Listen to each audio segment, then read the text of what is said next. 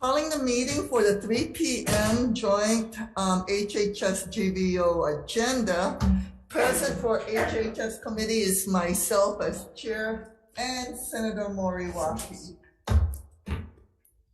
I'm here. Yes. We don't do it like that. Committee on Government Operations, myself as chair, Senator McKelvey, my illustrious vice chair, Senator Gabbard, and that's kind of it.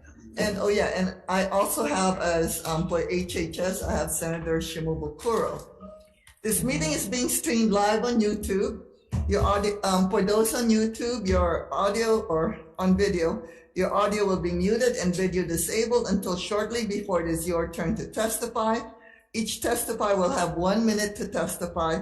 If there is a technical glitch during your time to testify, we may have to move on to the next person due to time constraints.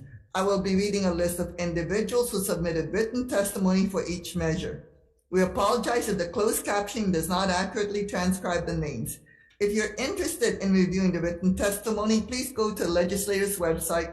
You will find a link on the status page for the measure.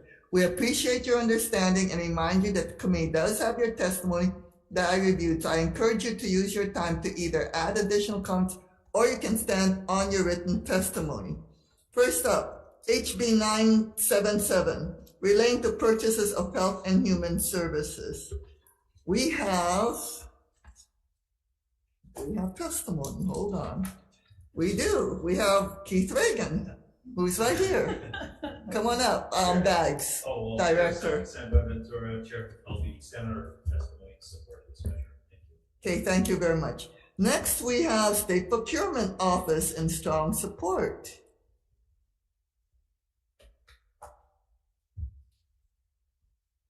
Good afternoon, chairs, vice chairs, members of the committee, Bonnie Kawakui, Acting Administrator, State Procurement Office, and we stand on our written testimony in strong support and available for questions. Thank you. Okay, thank you very much.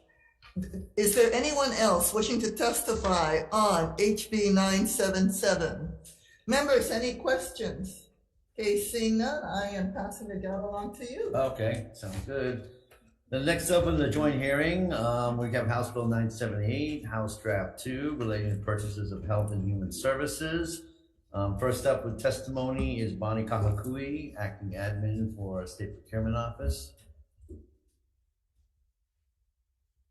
Good afternoon again, chairs, vice chairs, members of the committee, Bonnie Kahakui. We stand on our written testimony in strong support and available for questions. Okay, thank you so much.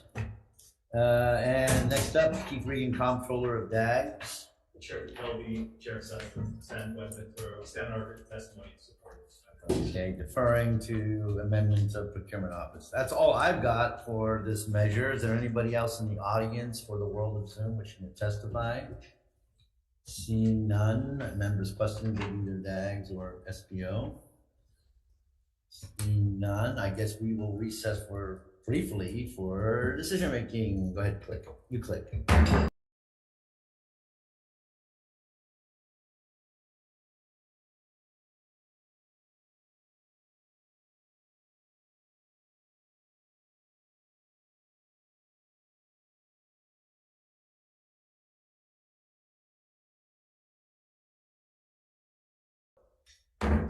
Recalling the 3 p.m. calendar joint HHS GVO for decision making.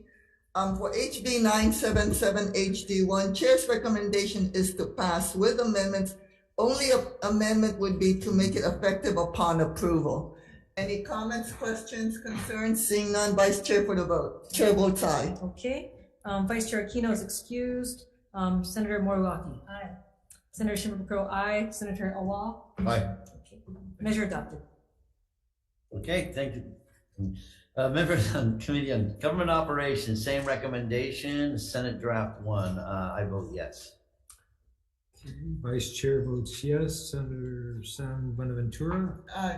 No, I'm not in your committee. Oh, sorry. You are. I'm sorry, I am in your committee. It's getting late. Let's see. Are you just Okay, I think I heard an aye there. Yes, sir. Senator Wakai is excused. Senator Owa. Aye. Measure passes.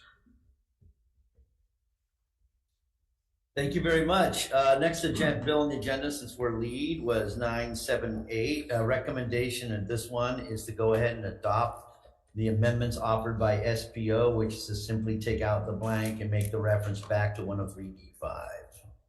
Questions or comments? If not, Vice Chair, Senate Draft 1. Okay, of the members present for GVO, are there any no votes or reservations? Hearing none, the measure passes. Okay, so same recommendation for HHS. Okay, of the 4 members present, any nays or reservations? Hearing none, measures adopted. Okay, thank you very much. We are adjourned for the joint calendar.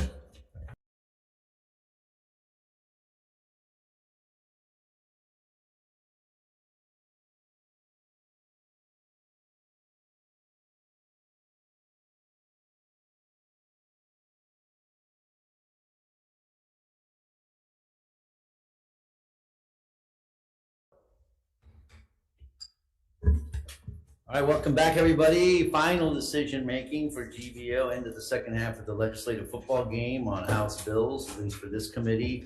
We'll just start right in it. First up, we had we heard on Tuesday was House Bill 723 relating to the Sunshine Law. Members, as we follow the discussion that we had with DCCA, we don't think there should be a carte blanche exemption to have PBL boards selectively decides that, you know, to be specifically excluded from the, wait a second, I'm sorry, that's the wrong bill, my bad, hold on here. Okay, here are my right notes. We don't think the legislature should be given carte blanche exemption to selectively decide which special committees should be covered by Sunshine or not. They should all be covered, so therefore we're going to take out lines 16 through 20 on page 3, starting with the word any. So this would just basically make it applicable to all of the task force working groups, commissions, and special committees and select committees. Okay, and that's it for this measure. Any questions or comments? If not, Vice Chair, 723 HD1 SD1. Okay, Senator McKelvey. Yes. Vice Chair votes aye. Senator Ventura. Aye. Senator Wakai. Yes. Senator Owa. Aye. Measure passes, Chair. Okay, thank you so much. This is the measure I was referring to earlier. House Bill 712, House Draft 1, relating to recordings of public meetings. As you saw the discussion with DCCA, we don't think the blanket requirement that board meetings be recorded, they should be exempted from it with the PBL board, since a lot of what the boards do is of interest to licensees across the states, and they can go into executive session if there's confidentiality issues. So we're going to remove the DCCA exemption because of those reasons. We have asked for and received a re-referral on this bill. It will be going to CPN/JDC, and we will have CPN look at that issue further because it is their jurisdiction. But our 2 cents is that they have the means to keep confidential information confidential, and we should try to create as much transparency with these boards since they affect so many licensees across the state. Okay, any questions or comments on this one? 712, HD1, SD1, I vote yes. Okay. Vice Chair votes aye. The other members, are there any no votes or reservations? No vote. No vote for Senator Owa. The measure passes. Thank you so much. Next up, House Bill 719, House Draft 1, Public Records. We're going to remove Section 1 of the measure, and we're going to go ahead and include language from the Senate version, Senate Bill 991, that the first 100 pages shall be reproduced at no charge to the requester of the records disclosure that serves the public interest. We feel that the permissible language given to the agencies would allow them to basically go ahead and not give a waiver at all, and we'd like to ensure that we create as much public access as we can. And so we're going back to the Senate version on that piece of the legislation. Members' question, it has its effective date in it already, by the way. Members' questions or comments? If not, Vice Chair, HB 719, HD1, SD1. Okay, of the members present, are there any no votes or reservations? Hearing none, the measure passes. Okay. House Bill 167, House Draft 2. We recognize there's a lot of concern about the measure. However, we want to keep the conversation going between all the parties. So what we're going to do with this bill is we're going to adopt the recommendations of DAGs and their amendments as to private. We're going to adopt DLIR's amendments to clarify the definition of employer, inserting construction between private and work, and it's in their testimony.